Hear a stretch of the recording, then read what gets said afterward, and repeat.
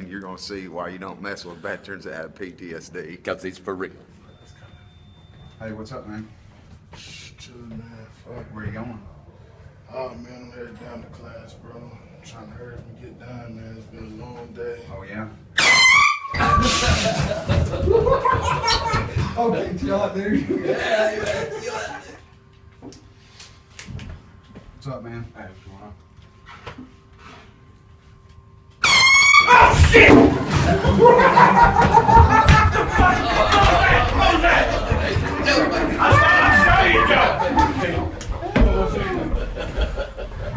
This is a joke. I jumped Lausanne at Ptsd they got in there at Fort Bragg. Oh, yeah. I jumped that more than I did St. Clair or any of them. Yeah, we did Americles all the time. Yeah. That was quite the drive.